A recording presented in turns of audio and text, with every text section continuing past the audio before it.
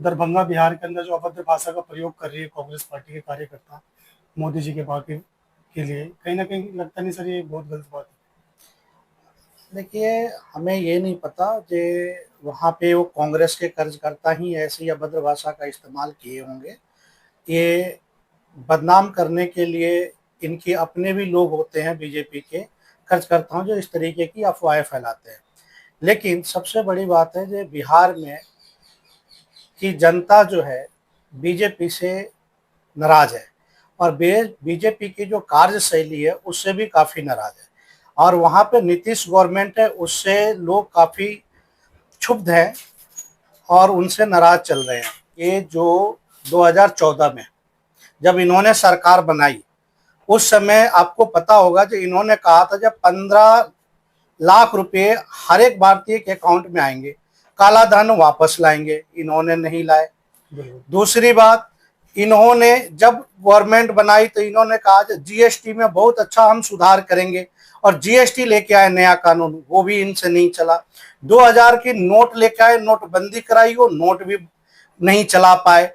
यहां तक कि जो करंट में एक उपराष्ट्रपति बनाया इन्होंने धनखड़ जी को, वो भी 5 साल तक नहीं चला पाए। तो इस सरकार से क्या उम्मीद कर सकते हैं कि ये 5 साल तक चला लेंगे ये गवर्नमेंट, और 5 साल में ये वादा करते हैं वो पूरा करेंगे? तो ये तो वादा खिलाफी का काम करते ही करते हैं। ये तो जनता भी देख रही हो, इतने साल से गवर्नमेंट ये चला रहे हैं, तो इस बात का तो प्रमाण ये खुद दे रहे हैं। जो हम कहते हैं वो करते नहीं, अपनी ही बनाई हुई नीति को ये चला नहीं केसीएन न्यूज में आपका स्वागत है। आज हम लक्ष्मीनगर विधानसभा से कांग्रेस के ब्लॉक अध्यक्ष अभिषेक शर्मा जी से क्षेत्रीय मुद्दों पर सीधी बात करेंगे।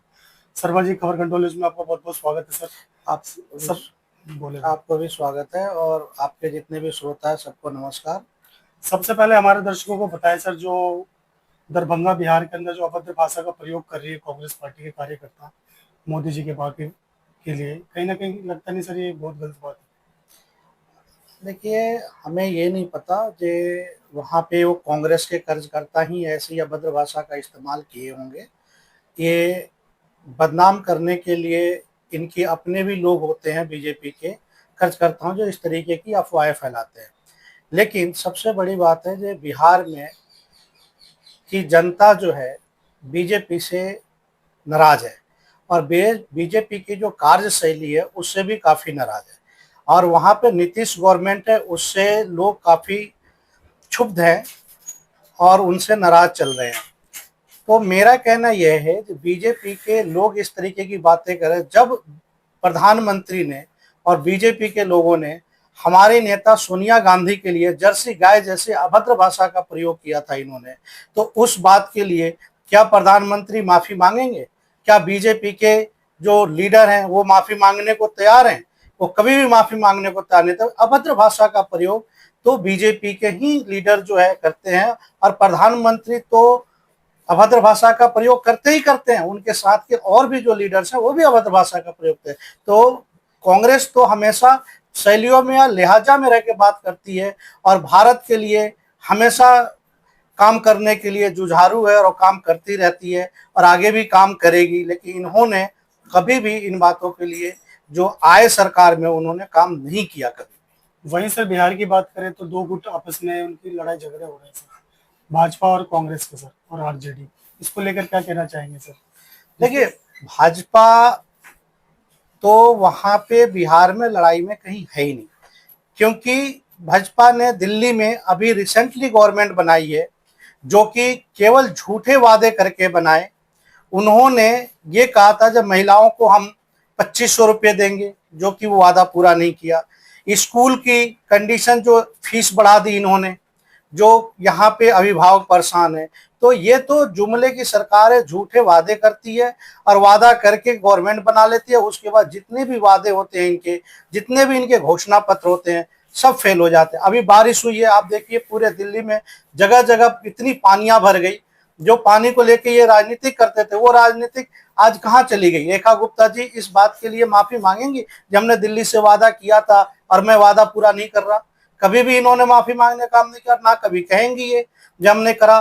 तो बीजेपी जो है हमेशा झूठे वादे करती है और सरकार बनाती है, उसके बाद वो अपने वादे को भूल जाती है।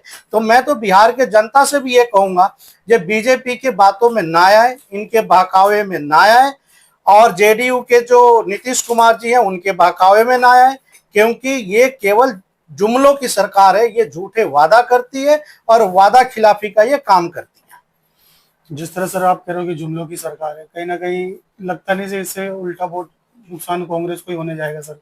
जिस तरह आप कह रहे हो कि कार्यकर्ता भी वो भाजपा के ही कार्यकर्ता होंगे, अपने आप को कोई क्यों बदनाम करेगा सर? ऐसा है, ये जो 2014 में जब इन्होंने सरकार बनाई, उस समय आपको पता होगा जो इन्होंने कहा था जब 15 लाख रुपए हर एक भारतीय के अकाउंट में आएंगे, काला धन वापस लाएंगे, इन्होंने नहीं लाए। दूसरी बात, इन्होंने जब गवर्नमेंट बनाई तो इन्होंने कहा जीएसटी में बहुत अच्छा हम सुधार करेंगे, और जीएसटी लेके आए नया कानून, वो भी इनसे नहीं चला। 2000 की नोट लेके आए, नोटबंदी कराई, वो नोट भी नहीं चला पाए।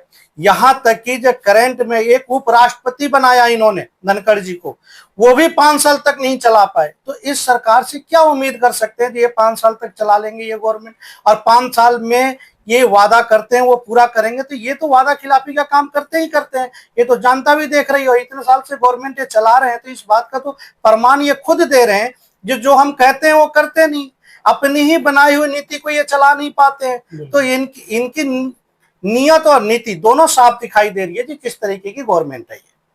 तो कहीं ना कहीं लगता है कि भारतीय जनता पार्टी पूरी तरह से फेल होती नजर आ रही है सर। बिल्कुल, भारतीय जनता पार्टी की फेल्योर नीति दिखाई दे रही है कि इस बार संसद में भी उनके कम विधायक सांसद जीत के आए, और बिहार में भी ये बुरी तरीके से हार रहे हैं। इनकी हार की बौखलाहट है वहां पे, जो इस तरीके की ये बयानबाजी कर रहे हैं और इस तरीके के प्रोपेगेंडा चला रहे हैं। यही मोदी जी हैं जो मोतिहारी के एक चीनी मिल थी, जो गए थे तो उन्होंने कहा था जो अगले बार जब मैं बिहार में आऊंगा और चंपारण में आऊंगा तो मैं उस चीनी मिल के चीनी की चाय पीऊंगा। लेकिन जब दोबारा गए तो ना वो चीनी मिल चली, ना वो चीनी आई, ना कुछ हुआ। तो वहां पे भी धोखा दिया इन्होंने। तो ये तो वादा करते हैं और भूल जाते हैं, ये नहीं पता जब पिछले बार मैंने क्या कहा था, आप क्या कहने जा रहे हैं। तो बिहार की जनता इनको क्यों वोट देगी? इस बार तो इतनी बिहार की जनता जो है ना त्रस्त है, जो इनको वहां से भगाने का काम करेगी। और जो ये वोट की जो राजनीति कर रहे हैं, वोट चोरी की जो राजनीति कर रहे हैं, इसमें भी ये विफल होते कि इनकी चोरी पकड़ी गई, और चोरी पकड़ी गई है तो पूरी तरीके से दिखाई दे रहा है। मुख्य चुनाव आयुक्त तो जवाब नहीं दे पा रहा भाई ये गड़बड़ी हुई कैसे है।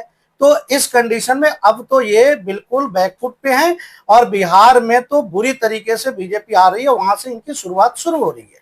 जिस तरह से राहुल गांधी जी कह रहे हैं वोट चोरी का जो आरोप लगा रहे हैं प्रधानमंत्री मोदी पे, कहीं ना कहीं लगता नहीं सिर्फ ये राजनीति है और कुछ नहीं है सर? ऐसा कुछ नहीं है, राजनीति क्या प्रमाण के साथ हम दिखा रहे हैं, प्रमाणित कर रहे हैं। देखिए कहाँ कौन से एड्रेस बता रहे हैं राहुल गांधी जी। देखिए क्या चीज है ये जीरो एड्रेस, हमारे दर्शकों को बताएं सर। देखो जी, मैं बताता हूँ, जीरो एड्रेस कोई नहीं होता। हर एक आदमी का एक हाउस नंबर होता है, वहां रहते हैं। मुख्य चुनाव आयुक्त ने ये कहा था जो सड़क पे जो सो रहे हैं उनके लिए हम जीरो एड्रेस देते हैं। मैं ये बताता हूँ, प्रधानमंत्री और देश के और भी जो गृह मंत्री है, रक्षा मंत्री, ये कभी कहते हैं जो लोग सड़क पे सो रहे हैं, सड़क पे सोने वाले के लिए भी अलग से विधि व्यवस्था होती है। जीरो हाउस नंबर नहीं होता। एक हाउस में 100 लोग और 50 लोगों की वहां पे नाम नहीं होते। तो ये तो केवल गुमराह करने के लिए और जनता अपने झूठ को छुपाने के लिए इस तरीके की बातें करे। किसी का हाउस नंबर जीरो नहीं होता, 1 से शुरू होता है, 100 तक शुरू होता है, आगे भी शुरू होता है। तो नंबर होना जरूरी है, जीरो नंबर कहीं नहीं होता। ये तो अपने आप को छुपा रहे हैं। परंतु चुनाव आयोग तो ये कह रहे हैं जो फुटपाथ पे सोते हैं, जिनके पास अपना घर नहीं, आवास नहीं, उस जगह को हम जीरो एड्रेस देते हैं। नहीं तो वो फुटपाथ के लोग कहाँ हैं? वो कौन सी वोट में है, कौन सी बूथ में है, उनका कहाँ पे? जब अस्थायी उनका पता नहीं है तो वोटिंग राइट्स भी है तो कौन से बूथ का देते हैं, और कौन से बिलो नंबर को उनका साइन करवा के आए हैं? वो तो ये भी नहीं पता जो साइन कौन सी भरे हैं, कौन सा फॉर्म भरे हैं। अनपढ़ आदमी है, वो साइन कहाँ से भरेंगे और कहाँ से साइन करेंगे? तो उनका तो ये भी नहीं पता जो वो लोग कहाँ हैं। तो जीरो नंबर कोई नहीं होता, ये तो केवल अपने आप को छुपाने वाली बात है।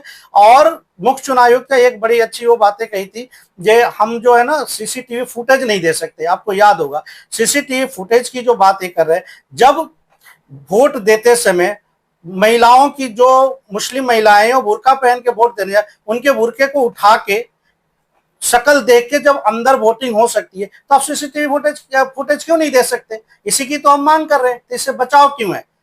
हमारे लिए तो सुविधा बनी हुई है, जनता की सुविधा बनी और जनता उस चीज को मांग रही है। विपक्ष के नेता श्री राहुल गांधी जी आवाज उठा रहे हैं, उनका सही जवाब नहीं दे रहे हैं।